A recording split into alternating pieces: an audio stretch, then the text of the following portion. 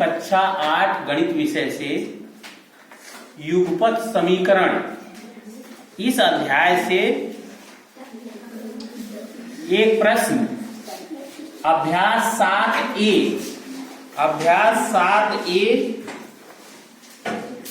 का प्रश्न 8वें का तीसरा पार्ट सॉल्यूशन 8 का कौन सा पार्ट? तीसरा पार्ट, थर्ड। सवाल क्या है? ध्यान से बोर्ड पे देखिए। सवाल को हम बोर्ड पे लिख रहे हैं। सवाल है 0.5x minus 7y is equal to 2। ये हमारा हो गया इक्वेशन नंबर 1।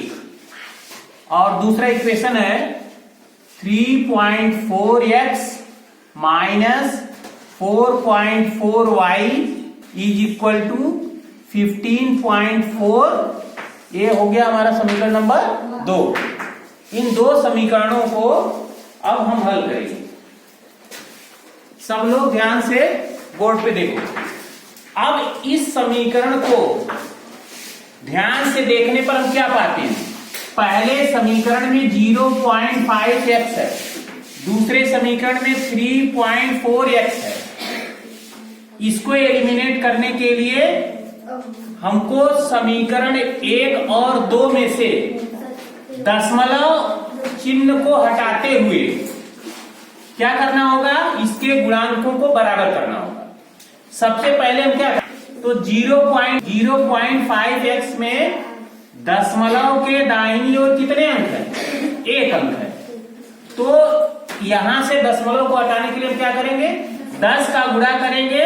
तो 10 का गुणा हम समीकरण के दोनों पक्षों के प्रत्येक पद में करेंगे। तो गुणा करने पर क्या होगा? समीकरण 1 में 10 से गुणा करने पर क्या आएगा? 0.5 में 10 का गुणा करेंगे तो 5x माइनस 7 में 10 का गुणा करेंगे तो 70y।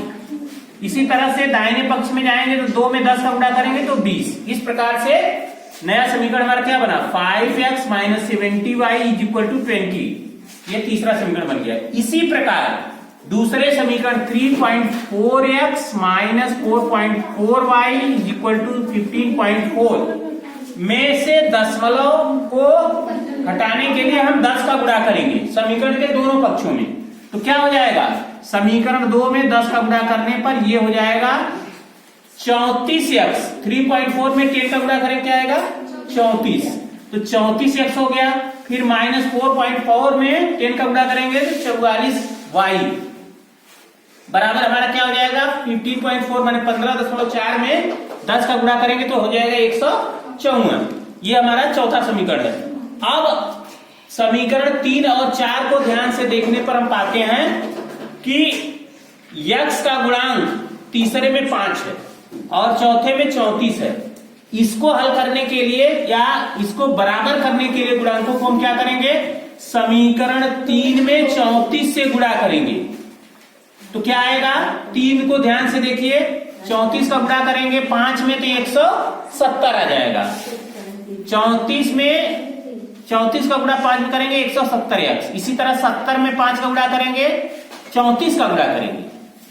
70 में 34 का गुणा करेंगे तो हमारा आ जाएगा 2380y। और बराबर के दाहिनी ओर चलेंगे तो 20 में जब हम 34 का गुणा करेंगे तो 680।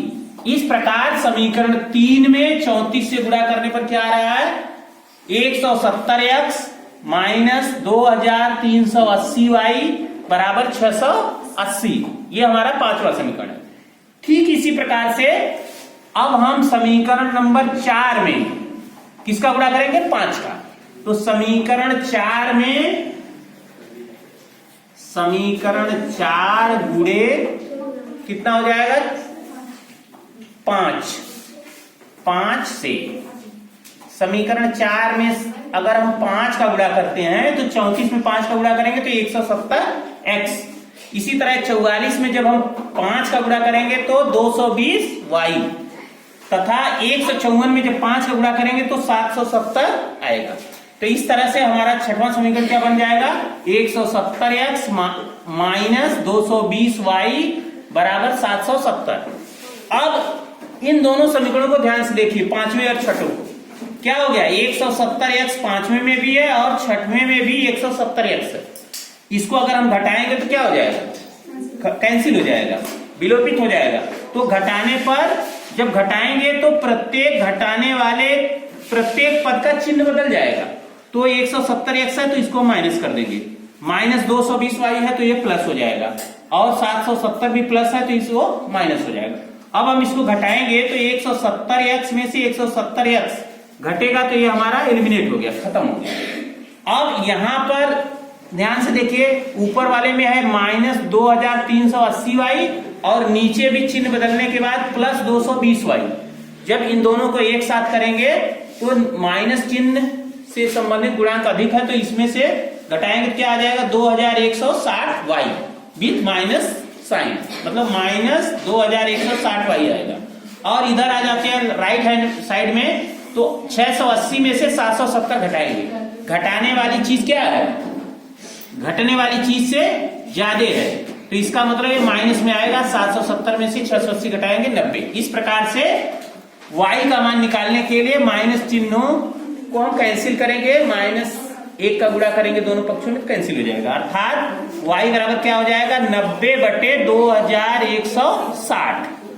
इसको सरल करने पर क्या हमारा आएगा 9/216 को अगर 9 से हम कैंसिल करेंगे तो 9 इकाई 9, 9 दूना 18, 3 बचेगा 36, 9 चौके 36, माने 1/24। y का मान क्या आया 1/24। अब हम क्या करेंगे, y बराबर 1/24 माने y का मान हम समीकरण नंबर 3 में रखेंगे। यहां ध्यान से देखिए, समीकरण नंबर 3 में मतलब 5x माइनस 70y बराबर 20 में हम y बराबर 1/24 रखेंगे। तो हमारा क्या हो जाएगा, यहाँ 5x है तो 5x माइनस 70 y के स्थान पे 1/24 रखेंगे तो 70 गुणे 1/24 बराबर 20। अब हम क्या करेंगे 5x माइनस 70/24 का मतलब हो गया 2 से अगर इसको हम कैंसिल करते हैं तो 35/12, अर्थात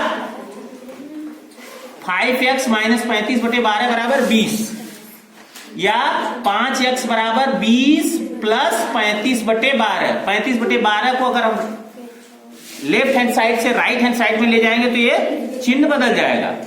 अब इन दोनों को हम जोड़ेंगे, 5x बराबर क्या हो जाएगा 20 को हम लिख सकते हैं 20/1 प्लस 35/12, इसका लघुत्तम समापवर्त या लसा ले लें तो क्या आ जाएगा 12 आ जाएगा। अब 12 का भाग लसर जो आता है उसमें 20/1 माने 1 का भाग 12 में देंगे 12 बार जाएगा, 12 का गुणा 20 में करेंगे 240 प्लस 12 का भाग 12 में देंगे 1 बार जाएगा, 1 का गुणा 35 में करेंगे 35। दोनों को सरल करने पर क्या आ गया 5x बराबर 275/12 आ गया। अब इसलिए x बराबर 275/12, 5 इधर भाग दे देंगे तो यानी 1/5 गुणा करेंगे। इसको सरल करने पर क्या आ रहा है 55/12। 12 से अगर हम 5 से कटेगा 275, 5 से अगर 275 कैंसिल करते हैं 55 आ रहा है। इसका मतलब क्या हो गया x बराबर 55/12। इसको हम अगर 2 का गुणा कर दें अंश और हर में तो 110/24, जैसा कि y का मान 1/24 आया तो इसके हर को भी हम 24 बनाना चाहेंगे तो 110/24। इस प्रकार इस समीकरण का, इन दोनों समीकरणों का हल क्या आया, x बराबर 110/24 और y बराबर 110/24, ये हमारा समीकरण। धन्यवाद।